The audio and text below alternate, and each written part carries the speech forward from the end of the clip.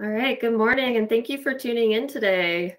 For the next 15 minutes or so, I'm going to be talking about a project that is focused on building community resilience towards flood hazards. And with that, I'm just going to jump right in. So 1% of insured properties are responsible for 30% of all flood losses. These properties are known as repetitive loss properties, and they are found in every state across this country. In coastal states where hurricanes are more devastating, the country is bailing out the same properties more than once. These repetitive loss properties account for 49% of all flood losses in the Gulf Coast states and 31% of all flood losses in the Northeast states. A repetitive loss property is measured by insurance claims and therefore is defined as an insurable building that has had at least 2 claims of more than $1,000 paid by the National Flood Insurance Program, or NFIP, within a 10-year period since 1978. Oh, excuse me. There are over 170,000 repetitive loss properties, and they have cost NFIP more than $12.5 billion, which is about equivalent to half of the program's financial debt. On top of that, due to encroaching sea levels, heavier precipitation, and more severe storms, repetitive loss properties are increasing at a rate of 3,000 per year in recent years. And this is an underestimate. The rate is probably much higher than this. And studies have found that it is more cost-effective for communities to buy these properties and prevent them and relocate them and prevent them from ever being built on again. Although communities are trying to do this, their efforts cannot keep up with the rate. There's been a dramatic increase in these properties from 1978 to 2016, with clear spikes during years when catastrophic hurricanes have hit. And I'm sure the past few years would have similar looking spikes. Studies also have found that around 73% of rep loss properties have still not been mitigated and continue to flood over and over again. Reducing repetitive flood losses is a widespread issue, clearly, that requires policy changes at the federal level. However, it's at the local level that the rubber hits the road, and meaningful changes in policy and planning can occur in order to effectively build community resilience towards flood hazards. My name is Eleanor Rapley, and I'm a NOAA Digital Coast Fellow working on issues related to repetitive loss properties at the Association for State Floodplain Managers, or ASFPM. Today, I'm going to talk to you about a project the ASFPM is currently working in close collaboration with Coastal States Organization, which is focused on developing technical guidance for communities on how to reduce repetitive flood losses and thereby enhance community resilience toward flood hazards. Support for this project comes from NOAA and FEMA and Trident Technologies. This project is made up of 2 phases. Phase 1 is a community needs assessment, and phase 2 is developing a technical guidance and training program. I'm going to talk mostly about phase 1, but we'll briefly touch on phase 2. So our community needs assessment had 3 components: a literature review, a questionnaire, and an interview process. Today, I will mainly be talking about the questionnaire and interview process. So with the questionnaire and interviews, we wanted to capture a variety of variables that influence floodplain management, such as ones related to program characteristics, which are things like floodplain knowledge, flood experience, program capacity, and access to funding, as well as variables related to types of support, such as public support, elected official support, CRS support if there are CRS community, and technical support. Lastly, we measured variables related to flood adaptation, such as physical and perceived flood risk, and applied mitigation methods. So for the questionnaire, we worked with the University of Wisconsin Survey Center to develop an online questionnaire that was disseminated to local floodplain managers across the U.S. last fall of 2021. This is the launch screen that the participant would see on their device, and the questionnaire took around 45 minutes plus or minus 5 minutes. We have collected over 368 questionnaire responses out of around 4,500 that were disseminated, which gives us an 8.6% response rate. Our goal was to collect responses from every FEMA region and have a representative sample of high-risk communities. For interviews, they were mainly discussion-based and built off of survey questions. We've interviewed a total of 18 local and state floodplain managers, as well as subject matter experts and nonprofit groups, which are indicated on this map with a large green star.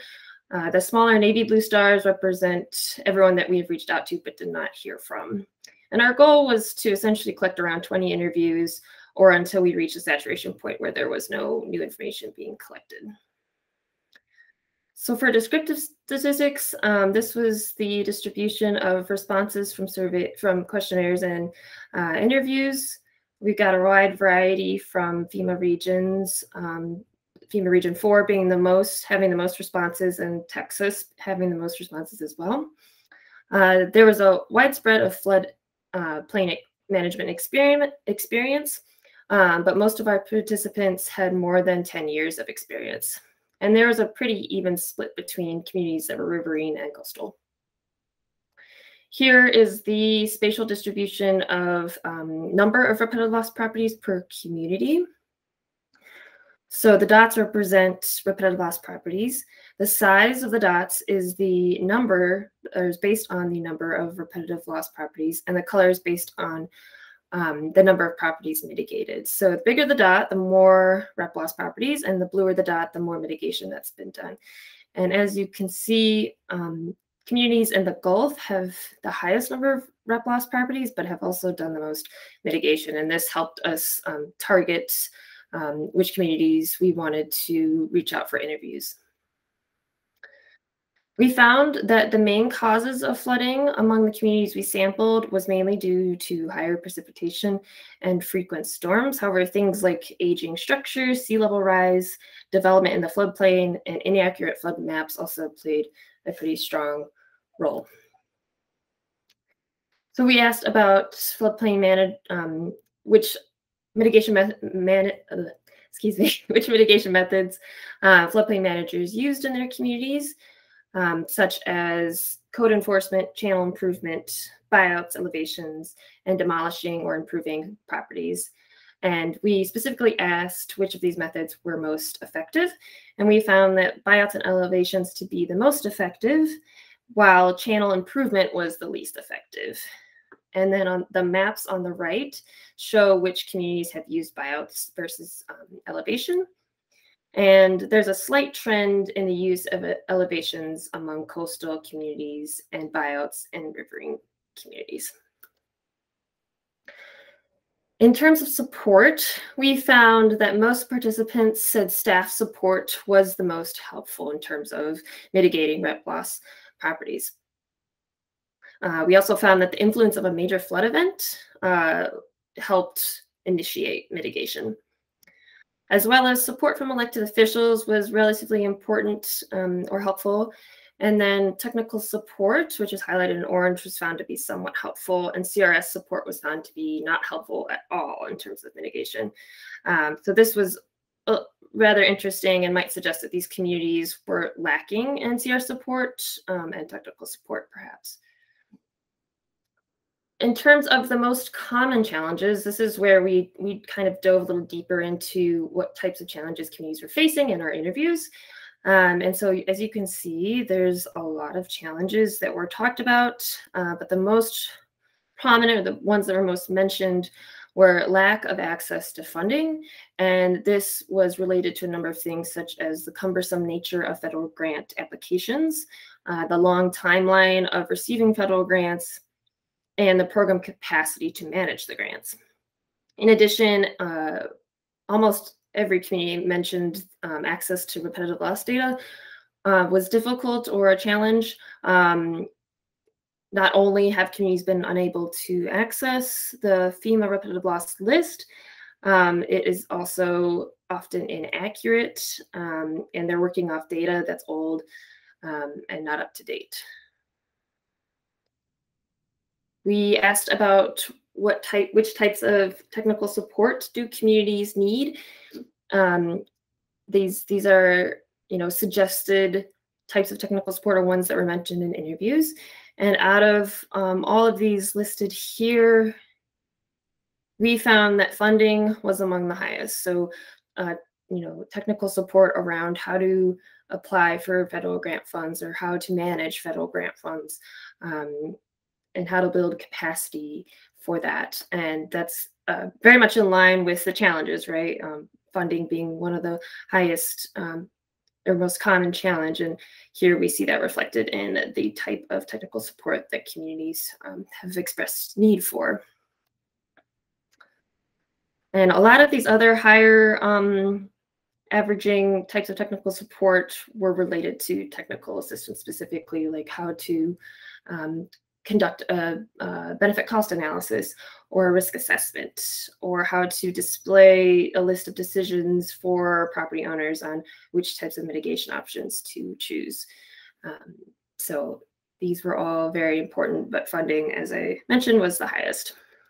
So with all of this in mind, all of these results from our needs assessment, we will use all of these to inform phase 2 of this project, which is developing a community resilience guide and training program that would be geared towards helping communities on things like navigating the federal grant process and building capacity, and adopting other best practices for reducing repetitive flood loss properties.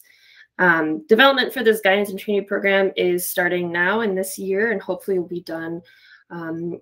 The training and guidance program will be finished by the end of this year. So with the surveys and interviews, we also asked participants about their preferred type of technical assistance. And I just wanted to throw that up here real quick. Out of all of the types of technical assistance mentioned, such as webinars, online data, visual tools, written guides, risk communication tools, in-person training, decision support tools, and mentoring, all of them were pretty high, as you can see. But webinars was among the highest, with online data coming in second.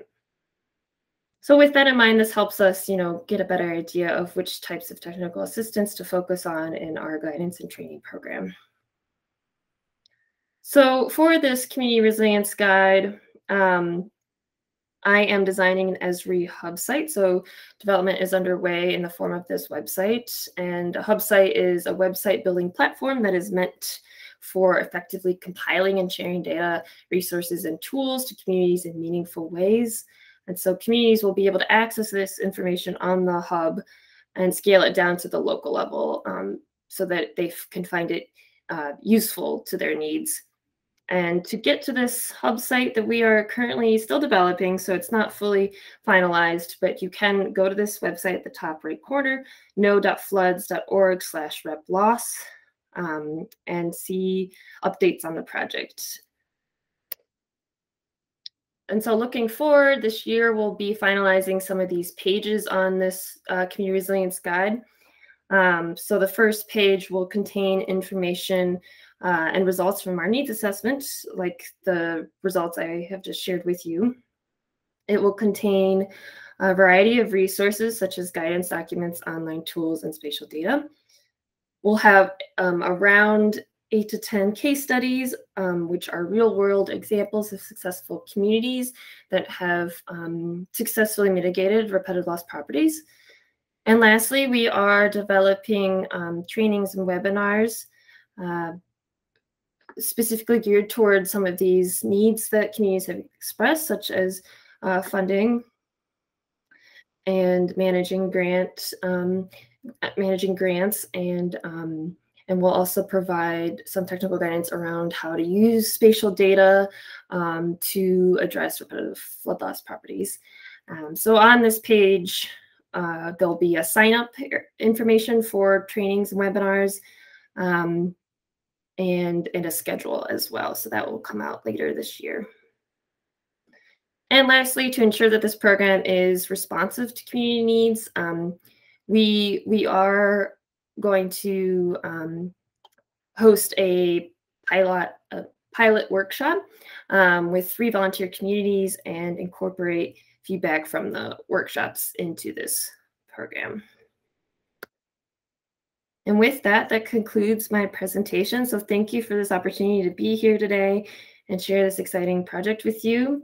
Here's my contact information below. And if you have any questions, please reach out to me at any time. It's just eleanor@floods.org, pretty simple, or feel free to contact me via phone as well. Thank you.